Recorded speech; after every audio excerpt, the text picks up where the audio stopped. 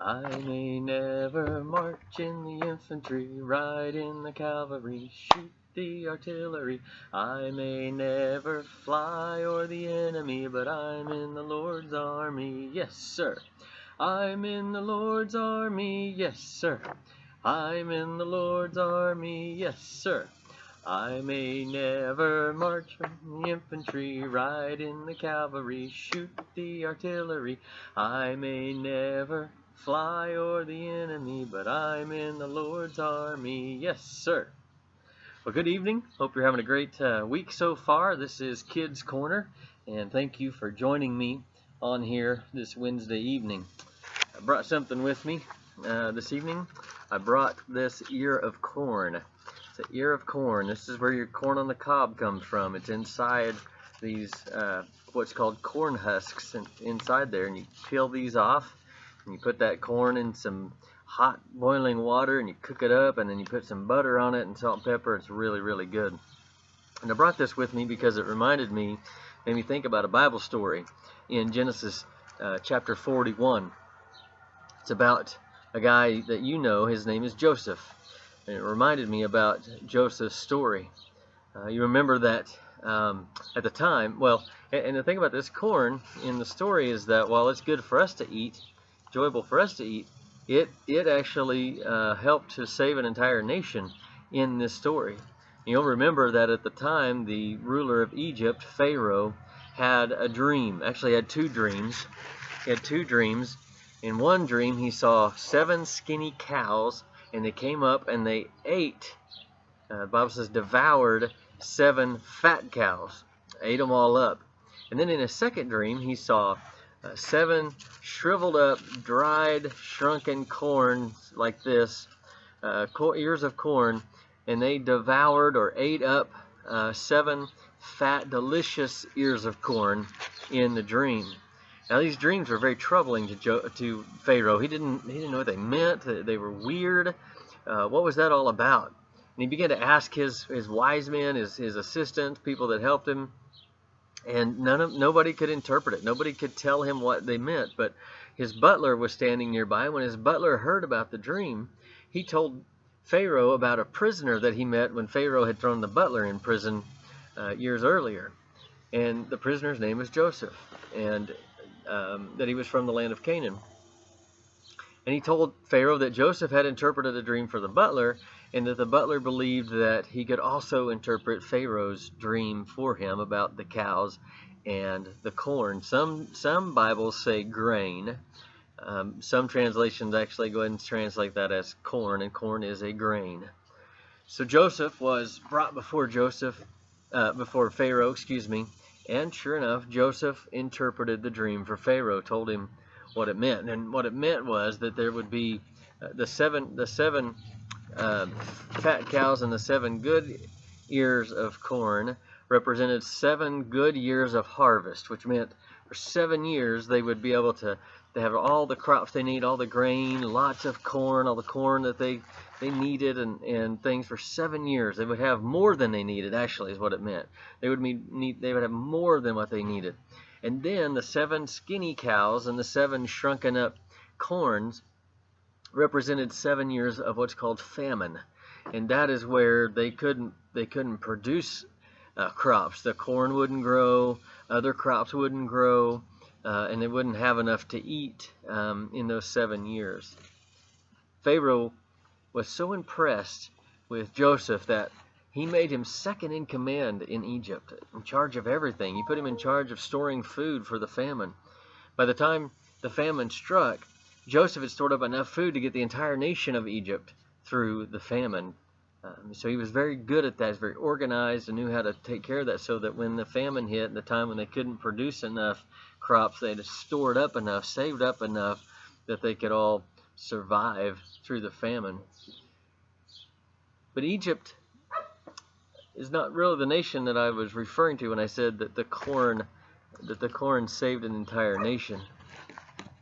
Joseph was the son of Jacob, the son of Isaac, the son of Abraham, and that's who God had promised to make a mighty nation. He promised that to Abraham, that he was going to make him the father of many nations.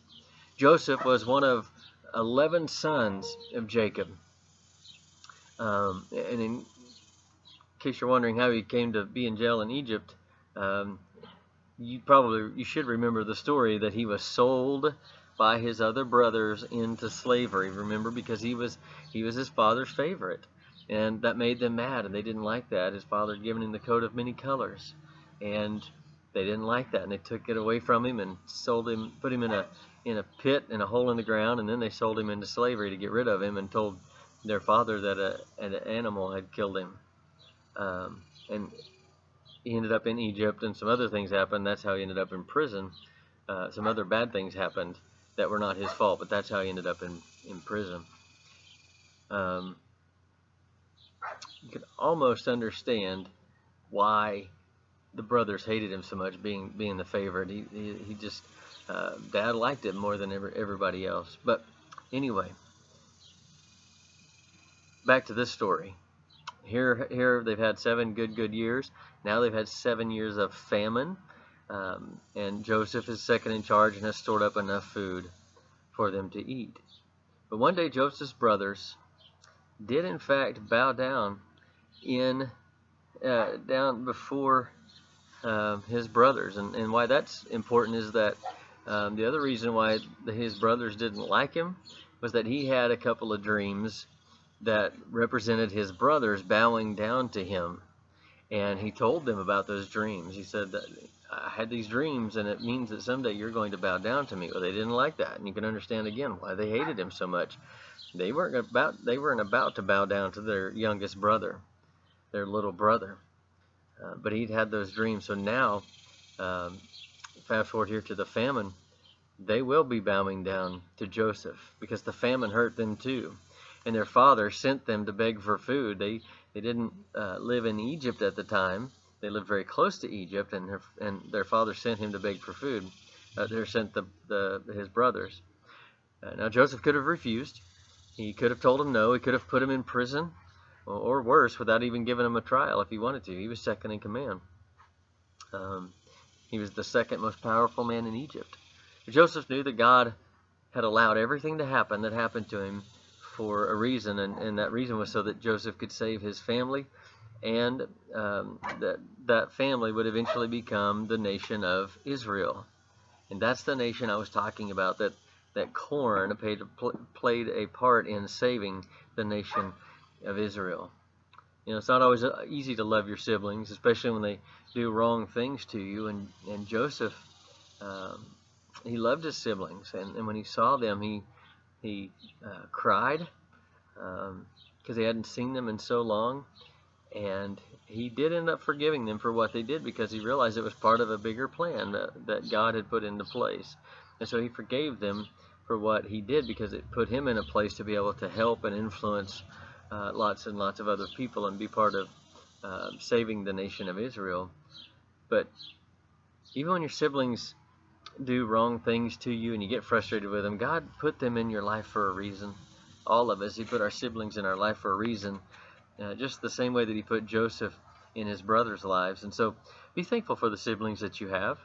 Be thankful for your brothers and sisters. Love them, and always be willing to forgive them because they love you, and you would want them to be willing to forgive you. Lots of friends will come and go in your life, but your brothers and your sisters will always be your brothers and sisters.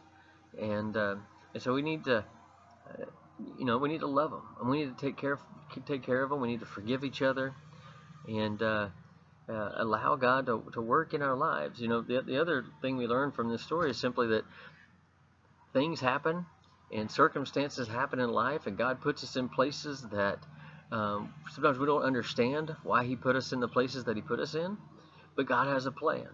And he puts you in those places for a reason, and so it's for us to look for those reasons and try to understand those reasons and what it is that God is wanting us to do in those places and circumstances that God puts us in that we just don't really understand. God has a reason for everything, so trust him and love him and be willing to do the things that he asks us and tells us to do, because he's going to do great things through us for his kingdom. I love you guys. I hope that you learned a little bit about Joseph, or maybe something new that you didn't know before. I know some of you have read the story lots of times, and that's awesome, and I'm proud of you for that. But next time you eat corn, think about Joseph. And think about, first of all, think about your siblings and how much you love your siblings. But also think about those times when God's going to put you in places that you don't understand completely, but you're going to be willing to do what God wants you to do in those places and in those times. Love you guys. I look forward to seeing you again very soon. Hopefully see you on Sunday at church. And between now and then, have a great evening and have a great rest of your week. See ya.